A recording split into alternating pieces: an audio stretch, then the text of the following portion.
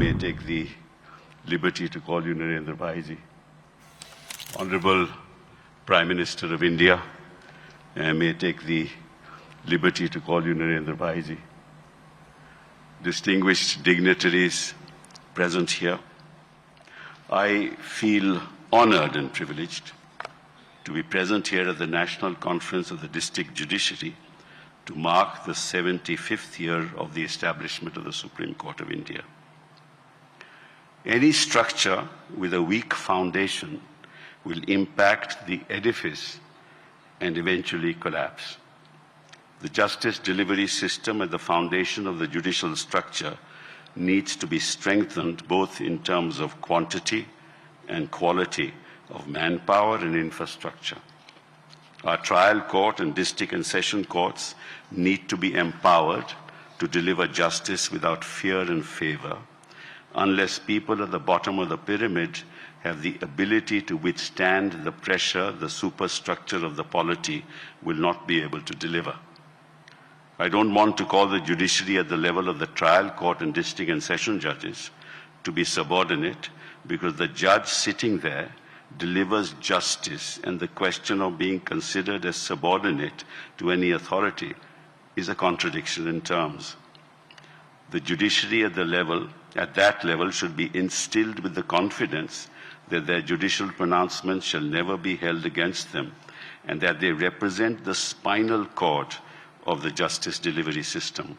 They should have the flexibility and the independence to render judgments in accordance with law without fear or favor. The effectiveness, fairness, and integrity of the courts impacts the perception of the public on the credibility of the entire judicial system. The fact that the trial court and district and session courts are loath to grant bail in matters of some significance itself is symptomatic of the malaise that has set in. In the course of my career, I have seldom witnessed the grant of bail at that level. This is not just my experience, but the Chief Justice of India has said often enough that court at the highest level is burdened with matters of bail, because at the level of trial courts and district and session courts, bail seems to be an exception. Of course, it goes without saying that the grant of bail depends on the facts and circumstances of each case, but the pronouncements of the court have in the recent past adhered to the principle that bail is the rule and jail an exception.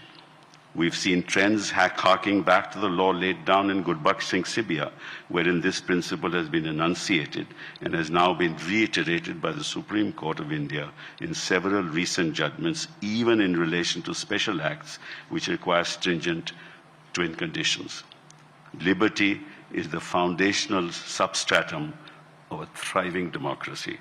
Any attempt to throttle it impacts the quality of our democracy.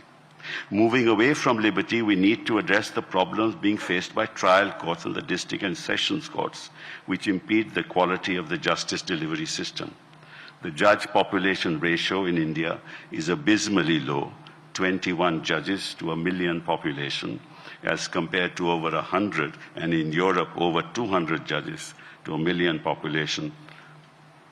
Therefore, the roster at the level of the trial and district and session courts is overburdened on a daily basis, which impacts not just the justice delivery system, but lives of millions who are waiting for justice to be delivered.